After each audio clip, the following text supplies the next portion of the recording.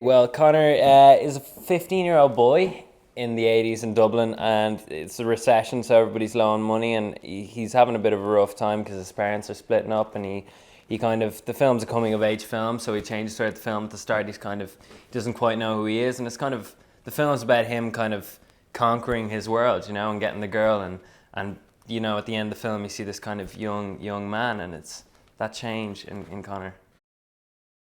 His family life is all over the place. So he just kind of he finds refuge in music, and that's what the film's all about, and that's what drives him. And then and love with Rafina. That's another thing that he finds refuge in. She's this beautiful girl, Rafina, who's just beautiful. Like, and he goes up to her and he's like, "Look, what's your name? Can I, trying to get her digits because nobody can get her number. That's the whole thing.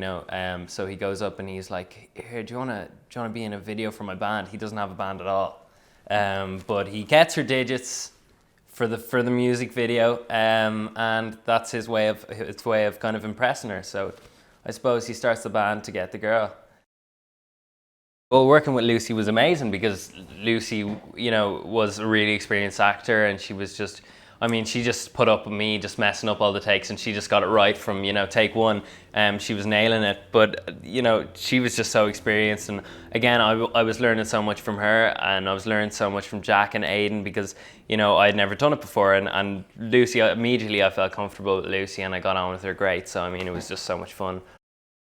Jack Rayner plays Brendan is great. He's I learned everything from Jack on set, but those whole scenes between Connor and Brendan. Brendan's kind of the the guru again, another guru kind of that just is in his lair, and Connor goes to him for inspiration and kind of helping him in his life. He's kind of I feel like in the movie he's kind of living his life through Connor, because he doesn't leave the house, and he's just he's shown Connor the music. He's the guy who gets Connor into the music, and it's the same at home with me. I have an older brother the same age who has the beard and the long hair who shows me the music as well, and it's I think a lot of people have that person in their lives, and it's a really important relationship. Well, there's a whole 50s prom scene in the middle of the film, which was incredible to shoot.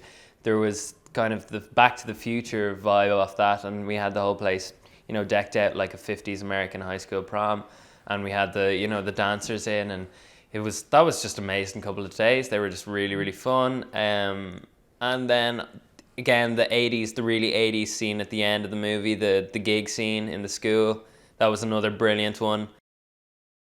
John, he was just great fun, and I got on really well with him, and so did everybody. Everybody got on really well with John.